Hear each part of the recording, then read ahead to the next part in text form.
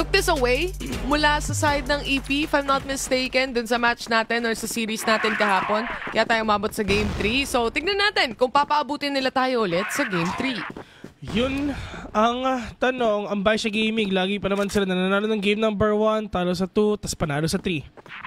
It's always been like that na sa side nga ng Baisha. Pero tingnan natin kung talaga magbabago na nga talaga ang simoy ng hangin.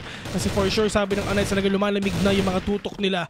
But for Baisha, men, talagang sobrang init talaga ang mga pinapakita nila. Pero Xiao, sobrang nipis niyan, boss. May makikita ka ba dyan?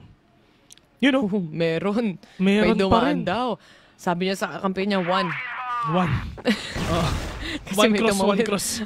One cross. Yan, may tumawid eh. Nabawasan ng kaunti si Pietro dito. Habang tayo ay sumisilip sa kill ratio natin, makikita naman natin that N9 is at the top.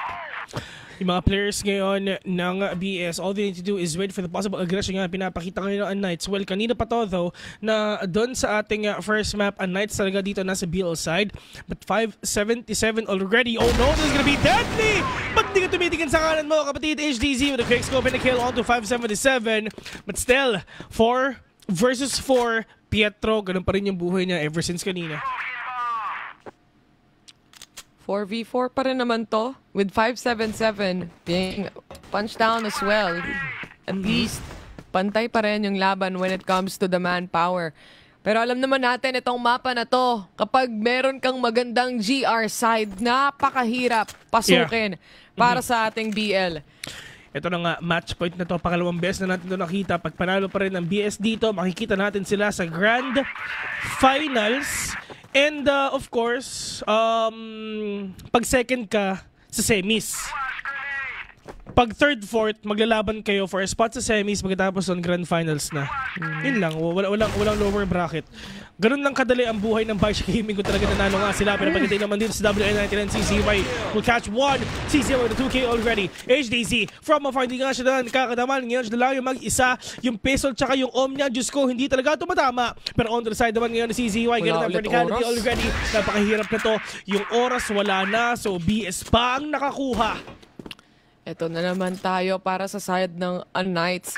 I feel like one of the probably weaknesses na meron sila dito pagdating sa mga series na napanood natin so far mula sa kanila is how they manage the time frame na kailangan nilang pumasok sa loob ng mga sites.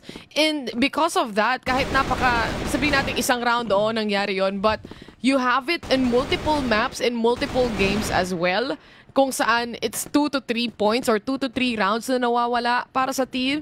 There must be something na kailangan nilang magawa dito to have better time management. Pero yung something na sinasabi mo, Bessie, sila din talaga ang makakasabot na to. Time management, oo. Di nakakapag-reply sa kaka-computer mo. Ganon. Dami ng missed call. Di pa rin nakakapasok ng site. Ayan. Buto na lang si Derek. Wala siyang problema dahil marami siyang time. Jowa na lang ang kulang. Pero right now, Knights 5 versus 4. Beck is tagged. N9 is down for the count. A minute left in the clock right now. Paano ang aggression ipapakita nga dito ng Knights? Nag-aantay lang din yung Baisha with any initiation mula nga dito sa Knights ngayon. But it seems like sa lot of players papuntang B na nagbibenta ata ng fake. Kasi yung C4 all the way papuntang A site banda, yung pwestuhan. There's no one in A actually right now. Pero alam naman natin na maliit lang din tong mapa na to at mabilis makapag-rotate ang players kung sakasakali man. Paano pag-iikat na ngayon gagawin nila, yung mga iniisip nila ngayon, dire-diretso na sila, yung mga players ngayon na Knights, so 40 seconds lang at nasa gitna pa silang lahat ngayon. At least MKZ, pwede nga pumunta doon din lang sa may kaliwa, pero 577 muna mawawala. 3 versus 5 already. 4 ngayon sa UNK ang sugatan, pero kaya pa ba? Xiao not gonna catch anyone right now, pero yung mga players ng Knights nasa loob na ng A. 2 versus 5 retake, kaya pa ba to? CZY nakapitas pa ng isa, pero yung super low on HP to make that a 4-0 because Knight will capture A and will get that round again. Worth it yung pagte-triple stack nila papuntang B site and utility play just to make sure mapull nila yung rotation paalis sa A. And just the timing when it comes to this was definitely perfect on their hands dahil kaya nilang mamain at pagsamasamahin na lang the rest of the players ng Knights to get those skills that they needed. And the Knights, so far, showing what they're capable when it comes to this map. It's still a 1-1. Will they do the same thing though? That is a question nga na pwede nga natin makita dito. But, dito ngayon sa side ngayon ng Baisha Gaming, it's really up to them kung paano nga talaga nila mapipigil yung aggression dito ng Knights. Pero sa tao lang, yung nakikita natin dito, it's just the same thing na kung anong nangyari nga kanina. Na, I mean, palitan muna sa una, tapos sa pangalawa, makakabawi. Pero once again, this is a map nga na kinukuha ka ng Knights, no? This is a map na pinili nga ng Knights. Pero si Beck, gusto lang naman niyang bumaril, gusto lang naman niyang mag-ingay. Bumulagta bigla si tropa. Napadapa siya dun eh. Pero kung isipin mo, grabe din yung format natin, no? Diretso ka sa Grand Finals kung maganda yung performance mo sa group stage natin. Panis, no? It goes to show na sobrang importante bawat game na nilalaro mo dito. No. Kailangan nandun ka sa peak mo. Dapat, hindi ka nagkakamali dito, Bessie. Pero sobrang sayang lang din talaga kasi nasa second place na tayo eh, no? Nung day 2. Yung Pacific Macta. Semifinals na tayo nun. Oo nga, pa-semifinals na tayo. Sayang, hindi na talaga nakuha yun. Pero on to the side naman ngayon ng Baisha. 5 pa naman sila though. 50 seconds in. Ubus oras. Kahit magkape muna tayo. Magpaaral ng anak. Hindi pa tapos yan. Pero look, paglaba muna kayo. Oh, MKZ. Sobrang lalim na literal. Benta lang ata yung kanyang posisyon dito kung sakasakali man. Na-clear out nila si CZY. And this is the only player na nag-aantay sa entrance ng B. But they don't know that dahil sa likuran, nandyan sina N9 na pasok na. Inaabangan na nila yung mga entrance na gusto nilang gawin. Napakalaking bagay nung magiging lurk ni MKZ dito. Isa, dalawa! At yung pangatlo na wala na din. The biggest lurk of his life. 2-1. Men, inuna muna nila yung mga tao sa harapan bago na patayin nila sa Gedli kasi yun yung pinakamadali niyang makuha. MKZ with a trigger discipline for him to take down 3. That is magnificent play na talagang ginagawa niya. But for Knights, this is the match nga talaga yung inaantay natin ngayon. Baisha, ano ba yung tunay nilang sagot? Pero basic ito yung sinasabi nga natin na. I mean, isipin mo, top 1 sa leaderboard. Tama. Tapos, if ever ikaw yung top 1 sa leaderboard, meron ka ng chance na manalo ng first or second place. Magkano yun? So, 40k yung champion. Tapos yung second place, hindi ko alam kung magkano eh. Pero yun na nga. Grabe, men. Grabe. Yung mga tournament na gusto kong salihan. Oo. Yung wala akong problema. Pero syempre, kung yung iba, see you finals, see you semifinals, si N9, see you here guys. Dahil mawawala din siya dito agad-agad. As Pietro shuts him away. Low na rin siya dito. Pero the entrance mula sa players ng Knights, WN99, kailangan nilang tapatan. Pietro successfully still taking down one with such a low HP. Managed to pull off some of the kills still here. 3v1 pa rin to. At si Xiao na natitira ngayon, pinapaulanan ng mga utility play para hindi makapasok. Space para makapag-plant. Lahat sila talagang pinapaulanan na dito, isa-isa. Pero yung mga players dito, mga tropa, kalmadong-kalmado lang kasi nga Nice naman talaga ngayon, nakakaisa. Xiao on a 1v3 right now. Can he still get that 1v3 clutch? The clock is ticking already and might actually get this clutch if ever talaga magkakitaan nga sila. Pero itong pistol lang talaga ang hawak niya. I mean, yes, may om siya, pero ito yung bounce na gagawa nga niya. Xiao, no damage at all. And that is the spray and pray by MKZ getting that kill. Ito, Bessie, pag top 1 ka sa leaderboard, you have a minimum of $20,000 sa papaladunan. 1M yun, man. Nakakat lang yung conversation natin na to. Pag may play-by-play na. Tapos papalik ulit tayo para ituloy. Kasi sobrang interesting. Nung, syempre, yung prize pool natin dito. Kung di ako nagkakamali, 100k USD. Pero inabangan na ng Baisha yan kung sakasakali man. WN99 mamamatay at mawawala na rin dito. Doing a lot of damage sa players ng Knights with Pietro, the only man remaining in such a low HP at wala pa sa magandang posisyon. Aggression lang pala ang katapat ngayon dito ng Knights. Ang bagal nyo maglaro. Sige, uunahan na namin kayo. Pero yun nga, Bessie, okay lang maging third place kasi $15,000 sa unang mapapalanunan niya. 40, 20, 15, 11, 7, 7. So on nights, may 7K sila. Pero yung Pacific Macta, Sa taas, akit pa tayo mamaya. 11,000 USD yung gusto natin makuha di ba? Masyado kasing manipis yung 7K eh. Never settle for less. Oh! Yan ang motto ng mga Pinoy. At syempre, kung madadagdagan ng $4,000, bakit ako hindi? WN99 nga, hindi humihindi. Habang si 577 na makakadalawa na dito. And now we are down to a 5v3. Lumalabas bigla yung pagiging aggressive ng Baisha dito. Grabe talagang aggressive din sa pinapakita nga dito ng Baisha. Hindi sila nag-overextend eh. Hindi sila nag-overextend na talagang basta makapag-overextend lang. They're overextending safely onto these players. Catching them off guard. CZY, nakakaisa pa ba siya? Pero split muna yung dalawa. Beck ngayon na nasa may B at si HDZ nasa may A. Pero mag-isa lang siya dito, Bessie. He's all alone right now on the side of Beck. Dalawa makakatapat niya. Pero diversion lang ata to para makapasok yung kaibigan niya dun sa may B. Pero Beck, let's see if ever he can actually catch one though. But this is gonna be really difficult kung si 577 handang-handa na. If ever tumalon siya dyan, si CZY muna makakita, Bessie. This works, yung mga aggressive pushes mula sa Baisha Gaming. First of all, dahil magkaka-split up din tong Knights, and kung sabay-sabay sila na magpo-push against Knights, then talo at lugi sila pagdating sa aim duel dahil mabibigla at the same time may trades pang kasama mula sa Baisha Gaming. HDZ left alone. C4 dropped all the way to B. If he doesn't move here, it's a done deal. Yeah, saan siya pupunta ngayon, bossing?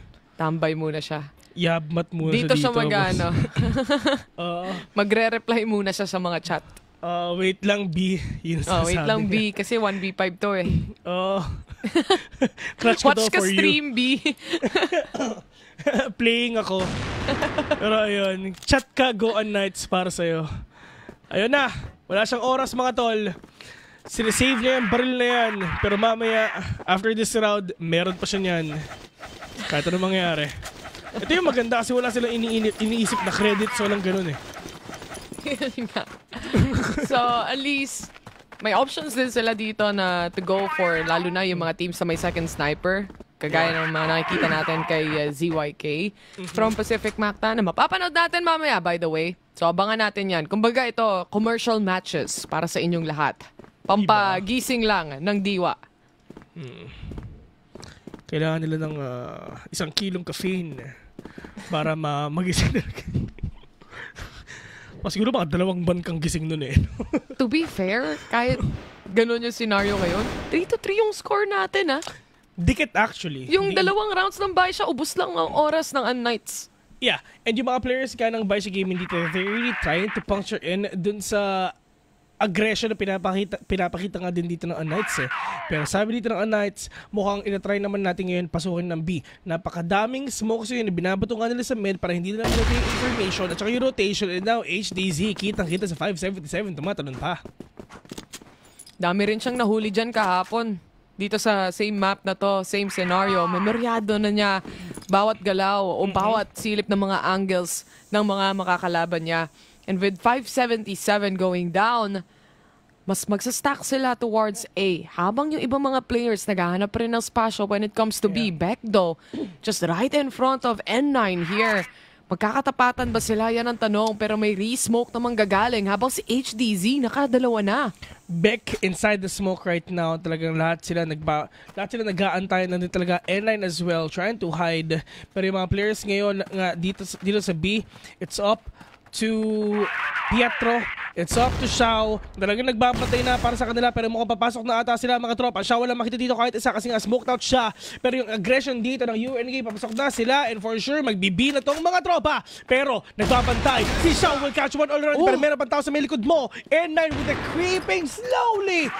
Itong positioning na meron si N9, sobrang deadly nito. Nakakita na nga siya ng isa pero ipupush na niya pero this is gonna be the biggest trigger discipline if ever. Wala silang ka-idea na may tao na pala sa loob. MKZ lang natitira, dalawa pa katapat niya. 28 seconds and mahaba pang oras, pinapaikot-ikot lang niya. Pero dalawa ang humahabol sa'yo. Si CZY na lang talaga makakakuha sa'yo. 3-4, Baisha with a retake. That was a 5v3 scenario, pushing it to a 3v3. And walang naramdaman yung Unnights dito na re-entry mula sa players ng Baisha Gaming. Napaka-sneaky play doon, napaka-lason niya. Magandang lesson play talaga na pinapakita nga dito. The fact na si N9, medyo malalim na nga siya, na hindi to ini-expect ng mga players ng Unnights kasi galing pa siya dun sa may BL. But, yung Unnights galing mid eh. So yung BL, si N9, kumbaga,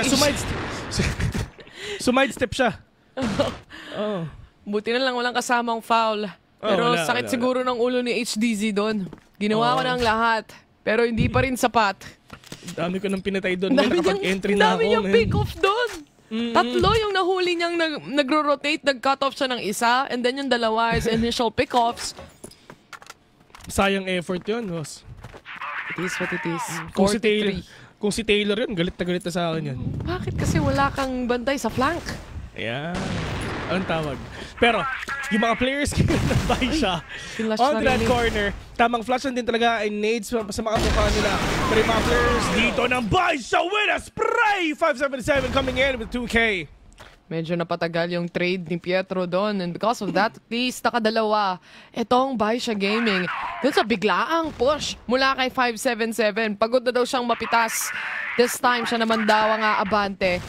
With a 4v3 scenario ngayon, N9 in a good position. They don't check any corners much anymore.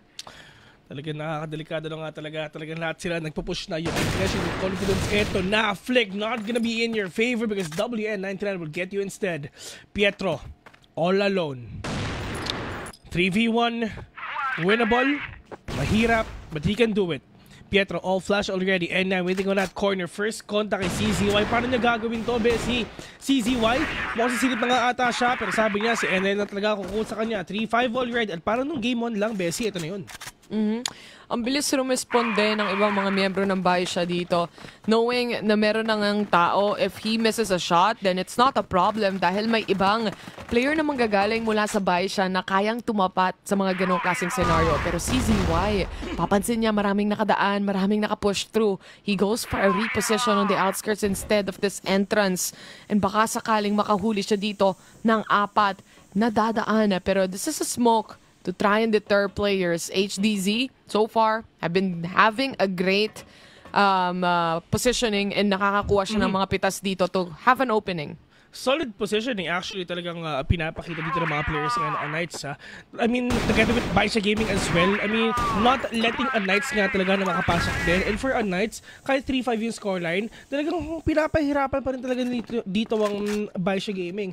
I mean, in terms of mentality na pinag-iisip-isip talaga nila yung Baisha Gaming, saan ba talaga sila pupunta? Saan ba nila gusto? Kasi paikot-ikot lang sila eh. Tapos mag-work lang sila, mahuhuli sila ng HDZ bigla. Daming patibong na pwedeng ilagay dito ng Baisha. Again, yung rotation pa lang nila, dito nalulugi yung Knights. Time and time again, nakakahanap ng magandang cut-off dito ang Baisha. So let's see if WN99, can he hold this angle as well? Pinapaulanan siya ng utility, but this is a mid-play na gustong kuhanin ngayon ng Knights. Harap-harapan, 577 gets a double. Kasama dito at kasabay si N9 na makakadalawa din. And now we are down left to one player, which is MKZ, na nagulat na lang din. Nasa harap niya na ang mga players ng Baisha. Ibang klase na pinapakita nga dito ng Baisha Gaming. I mean, on to the first half right now. Knights, ano ba yung susunod nilang pwedeng gawin? Kung solid sila in terms of GR, what more pag nasa blacklist na nga sila at ito talaga inaantay nila. They're really trying to be aggressive right now, pero Knights, look at that damage onto N9 WN.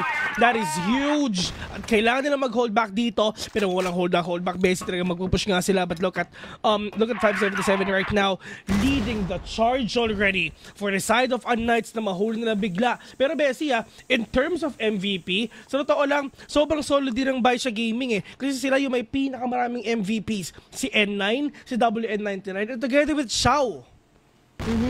kahit nga yung interview ng EP, siya na lang din ang napasagot na N9 is better than him. At siya na nagsabi nun. But look at this, HDZ has to hold this angle. A good flash to at least push them away. Pero flashed off din siya habang si Beck naman on the other part of the map. Meron bang makakadaan? Di niya alam. Nandyan na rin sina N9577 at si WN99. Tamang ikutan lang mula sa mga players na to. Ito yung sinasabi nila na N9 roamer. No? Yun talaga napakahirap nga talaga na napakahirap na hulihin itong si N9 because the way he roams talaga, getting that information as well and catching these players off guard na nagulat na lang pala sila, nag-trigger discipline na siya at mamamatay ka na lang bigla-bigla, hindi lang isa kundi dalawa pa. Pero pagdating dito kay HDZ, here in B already together with Kiko. First contact para kay HDZ. Utility play lang talaga na maganda para makapasok nga sila. Tinaantay natin yon. Isang flash, isang nade, isang smoke. Pwede na talaga. Pero look at that. Yung mga players nga dito ng BS, pagdating nga dito sa mid, talagang dire-diretso na. Ito na yung decoy, mga tropa. Lahat sila nag-iingay sa mid para makapasok na yung tatlo ngayon dito sa Baisha game. Papuntang B. Shao will catch one already. HDZ, hindi na siya nakapag-react, Bessie. Grabe, ang bilis nilang mag-clear ng angle dito mula sa Baisha Gaming. Literal, lahat ng makita nila tumumba. Walang reaction mula sa side ng Knights. Nagulat na lang ata din sila na nandito na pala yung mga players ng Baisha. And with one remaining player, that's Beck, na natitira ngayon and 23 seconds remaining on the clock, he has to get a lot of kills. That's 5 players mula sa Baisha na buhay pa. Na-hunting niya na, pero parang nauubusan na siya ng oras dito, Bes. Parang imposible na ata to. Pag ito na clutch niya, mamimigay nga talaga si Taylor ng e-coin sa may comment S pa section. sa dulo kung gusto Ay, nyo. sheesh. Sayang, guys. nga. Wala siyang oras. Hihingi sana ako ng VIP, pero yun na nga. Yung mga players dito ng CFS, talagang napakalakas talaga, no? I mean, of course, they wouldn't be here kung hindi talaga sila worth it dito sa ating CFSI. But for Baisha Gaming, all they need to win is 3. Yung mga nade play dito sa mid, kung naalala nyo kahapon at nanonood kayo, yung Knights, 5 granada ang binabato nila dyan usually. But medyo may pagbabago dun sa playstyle na nakikita natin ngayon. I think they also did some certain adjustments as well. And with that, they have been pulling off rounds, but this time against Baisha, 3 rounds pa lang ang nakukuha nila dito so far. Paano na naman pull off to? Paano sila makakaisip ng isa? Pero yung mga players dito ng Baisha Gaming talagang handang-handa na. Kasi yung Knights, okay yung positioning nila, pero Diyos ko po, ang dami nilang pwede mahuli nga dito. Sumisilip si N9. May fall down to the hands of HDZ. Yung follow-up kay Kiko. Yung makakatukay nga si HDZ. 577, babawi pa nga siya, pero hindi talaga kinaya kasi HDZ nasa harapan niya. 2 versus 4. WN and Xiao. But Xiao will catch one. Si Pietro na dedo. Wala muna siya for the meantime. 2 players na lang natitira mula sa Baisha. At alam naman natin kung gaano kahirap umentry ang mga BL side dito. If they can do that and manage to get the pick-off towards MKZ, this can open up a site. Nagkakitaan na nga sila. At yun na nga ang sinasabi ko, nahuli pa siya ni Xiao. Mananalo pa ba sila? Men, luging-lugi na ang Baisha pero nakukuha pa rin nila. At nakuha pa nila yung lamang ngayon. Clock singing already and on to that corner! Xiao, it's not yet over! Meron pang isa! Si Beck, nawawala pa! Pero yung nga lang makakapita siya ng isa, it's all up to 1. 1 versus 1. 1v1 with a great one, mga tropa. Meron silang... Oh no, meron silang may anggulo! Grabe naman mag-isip tong Baisha Gaming. Nasa 1,000 IQ na sila. Nasa phase 2 na sila ng Civilization. Kitang-kita si Beck na dumadaan with 5 seconds remaining to defuse this bomb. Ayun na nga, na wallbang na. Ay, hindi nga wallbang. Talaga, meron talaga siyang anggulo. Diyos ko. Kahit yung aliens hindi pa nahahanda ang mga plano nila. Pero ang Baisha ready. Yung galawan ng Baisha Gaming, pang Crossfire 2 eh. Crossfire 3? Sabay ito na. Ay, Crossfire 3 na pala. Ibang klase. Push na lang daw sila. Knights, HDZ, nakakadalawa na. Makakaisa pa ba? Not gonna be enough for the third. But WN99 goes back with the kills. MKZ on the other hand catches 2. And now we are down to a 2v1. Napakainit nga talaga na pwede na ipakita. CCY nag-aantay para sa kanila. 2v1, CCY mag-isa. Ito kumanta. Pero for Baisha Gaming, eto even kahit 2v5 or kung ano, lagi pa silang lumalamang dito di ba? Kumbaga, kung mamatay man yung dalawang players nga dito ng Baisha Bessie, nababawasan lang sila ng parang kumbaga mga 20% of chances of winning. Parang ganun. Grabe rin talaga tong team na to. I mean, they have been the top team kahit ng last year natin. And we have been seeing them as well. Just the consistency na kailangan nila to stay at the top. It's definitely there. The chemistry, the momentum, nasa side nila ngayon. And on Knights, yung mga fast pushes, yung rush nila kanina, papasok or papunta, sabay siya nag-work out. But this time, mas iniipit nila. Gusto na lang nilang makipaglaro ng harap-harapan. Barilan, 577 do. Binaril sa ulo si Pietro dito. Masastock yung iba mga players so far. Pero CZY low na rin sa HP. Good lurk mula kay Kiko. Cashing 2. And low on HP si N9 dito. Pero makakahanap pa rin sila ng double kill. May diretso lang sila. Lamang pa ang Baisha Gaming in terms of headcount right now. On the 3v2, yung isa nababawasan pa. Pero sabi ni N9, leading charge. Papunta nga dito sa B para makapag-plant na sila for them to get that post-plant done. Pero kinukumpleto nila itong triangle defense. Sarili nila si HDZ. Inupuan niya. Pero N9 pa rin talaga makakakuha. N9 is low. Beck waiting. Finding these players. Trying to catch them too. On a 1v3 scenario, triangle defense, kompleto na. 20 seconds remaining. M4 ang hawak dito ni Beck this time around. 577 ang una niyang contact at nakuha niya yung kill. Pero yung kasunod, nag-aantay lang para doon sa mismong defuse nung bomba natin. N9 has a very cheeky angle through window to get that kill and get that round. Securing, syempre, yung match point para sa side ng Baisha. A minimum of $20,000 ang pwedeng mapanalo dito ng Baisha Gaming. If natuo nila to. If natuo nila to. Kumbaga, matik na mayroon na talaga silang 1 milyon. Nasa ano na sila? Nakapag-save. May pambil na sila ng motor. Totoo. Kahit ninja, ganun. Yung kaya pa hanggang Skyway. Actually, kahit BMW, pwede pa Pwede na, oo. Yung 1,000 cc. Pwede na yun, boss. Pag nanalo sila sa tournament na to, easy Bugatti pa. Yun nga. Yun ang tawag doon. Yun nga. Pag nanalo ang Baisha Gaming dito 1 milyon, 4 na ZX25R yun na motor. Kasi tigto 250k yun eh. Pero N9 will fall down to the hands of Kiko. Dalawa yung nawala pero bubuhay pa sila. Kiko nakatatlo na pero 577 talaga binabawian pa. It's all up to Xiao on a 1v4 kasama si Bayaw. Yun lang ang buff na meron siya ngayon dahil talagang iisa na lang siya as a player. C4 has been dropped. Walang nakatingin though sa possible take niya pagdating sa C4 na to. He can still play out on the rotation dahil walang trade-off angles na manggagaling mula sa Knights.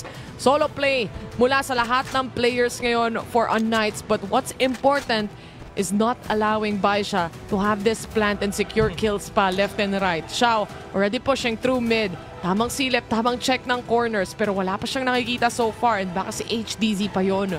Everyone is actually sobrang naka-split up nga sila dito. Pwedeng ma-isolate ni Xiao to isa-isa kung magagawa niya. Pero pagdating nga dito sa A, si HDZ muna yung makikita niya. Nagkatalunan na nga mga tropa, tamaan nga si Xiao, nabawasan siya. HDZ getting that kill. Buhay pa ang Knights. Grabe yung round for Kiko actually. He was just completely killing off everyone na pwede niya makita dito mula sa Baisha. That spray transfer na nagmula sa kanya. I think that was a triple kill on his hands na nakuha. But speaking of nakuha, si HTZ napitas na nga ni Xiao on that AWM. Kiko yet again holding the position. He gets the headshot pre-fire na malala para sa mga susunod. Pero yung trade na yan makakapasok pa din. Oh no, totoo dito lang titira nga sa Knights. And for Baisha Gaming, once again, a minimum of 20,000 talaga mapapalunan nila for them to get that grand final slot. Pero Beck, andyan para pahirapan nga yung buhay niya. Pero 577 with a swing again with a kill. Nakuha pa rin natin ngayon.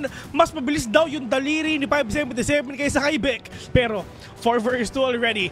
MKZ and Pietro all alone for themselves. Isa pa ba o tapos na itong round na to, itong mapa na to? Makakatulog na lang pa sila or babawi na lang sila ngayon mamaya?